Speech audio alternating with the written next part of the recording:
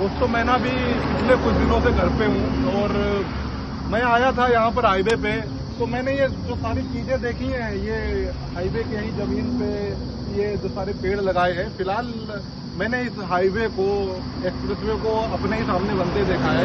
तो बहुत सारे पेड़ और पूरे पूरे बगीचे कटते भी देखे, लेकिन ये अच्छा लगता है कि ये सारे जो पेड़ लगाए गए थे वो बड़े हो रहे हैं और ये जो बीच में भी पेड़ हैं वो थोड़े थोड़े बड़े हो रहे हैं। बड़ा अच्छा लगता है फिलहाल।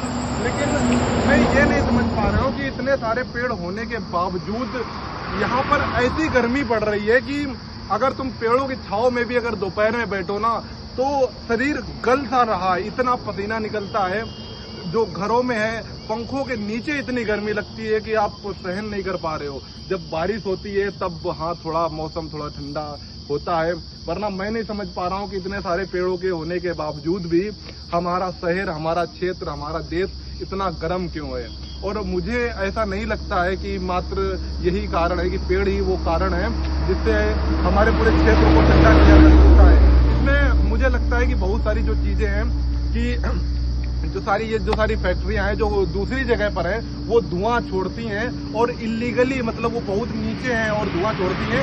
इस कारण जो सतह का तापमान है और हमारे जहां तक हम रहते हैं वो तापमान बहुत ज्यादा बढ़ जाता है, इसलिए इतनी सारी गर्मी पड़ रही है। और इसी कारण शायद जो अभी का डेटा आया है कि दुनिया के तो सबसे ज्यादा गर्म शहरों में 98 भारत के। हमें बहुत गंभीरता से सोचना चाहिए। हमारी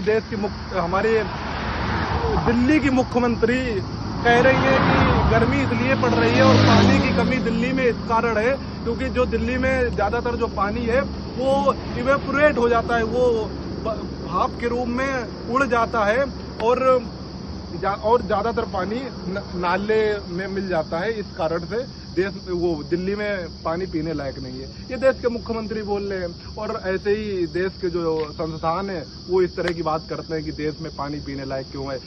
इंदौर में और अन्य शहरों में कितने ही लोग पानी पीने की वजह से मर गए। मुझे लगता है कि इस विषय में हर किसी को सोचना चाहिए, हर आदमी को इसके विषय में बात करनी चाहिए और हर व्यक्ति को, हर नागरिक को इस विषय में कुछ बताना चाहिए। हर गांव में कुछ ऐसे कैंप चलाने चाहिए सरकार के द्वारा जिससे जो आम नागरिक है उसे पता चल सके कि पेड़ों का योगदान हमारे प्रकृति में कितना है और पानी का योगदान हमारे लिए कितना है। हम पानी इतना फैला रहे हैं तो हमारी आने वाली जनरेशन के ऊपर क्या प्रभाव पड़ रहा है और देश में इतनी गर्मी हो रही है तो आने वाली जनरेशन पर इसका क्या प्रभाव पड़ रहा है। आप बात